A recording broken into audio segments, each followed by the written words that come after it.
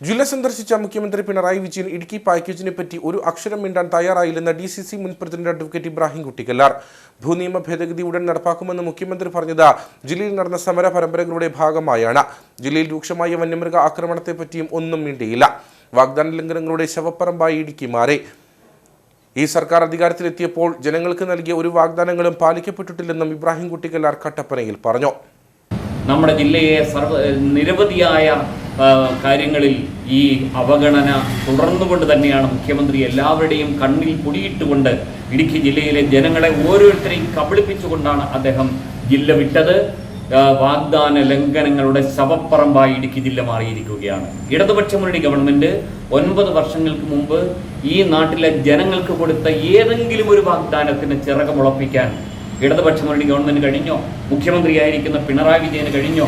ഇവിടെ ഇടുക്കി ജില്ലയിലെ ജനങ്ങൾ അനുഭവിച്ചു കൊണ്ടിരിക്കുന്ന ധാരാളമായ പ്രയാസങ്ങൾ, കാർഷിക വിലത്തകർച്ചയും അതേപോലെ ധാരാളം പ്രശ്നങ്ങളും ഉണ്ടാകുമ്പോൾ ധനകാര്യ സ്ഥാപനങ്ങളെല്ലാം അതിശക്തമായ ജപ്തി നടപടികളിലും അതേപോലെ തന്നെ ധനകാര്യ സ്ഥാപനങ്ങളുടെ നേതൃത്വത്തിലുള്ള അതിനിശ്ചിതമായ നടപടിക്രമങ്ങളും ഒക്കെ മുമ്പോട്ട് നീങ്ങി ജനം ജീവിതത്തിന് പൊറുതിമുട്ടിക്കുന്ന സമയത്ത് ഒരാശ്വാസ വചസ്സുകൾ പോലും പ്രഖ്യാപിക്കാതെ മുമ്പോട്ട് പോയ മുഖ്യമന്ത്രി ഈ ജില്ലയിലെ ജനങ്ങളോട് വലിയ കൊടും അപരാധമാണ് കാണിച്ചിട്ടുള്ളത്. ഇനി ഈ സർക്കാരിൽ ജനങ്ങൾക്ക് ഒരു പ്രതീക്ഷയുമില്ല. ഈ സർക്കാരിൽ യാതൊരു വിധമായിട്ടുള്ള പ്രയോജനങ്ങളും ഉണ്ടാകുമെന്ന് ജനങ്ങൾ ഇനി ആഗ്രഹിക്കുന്നില്ല.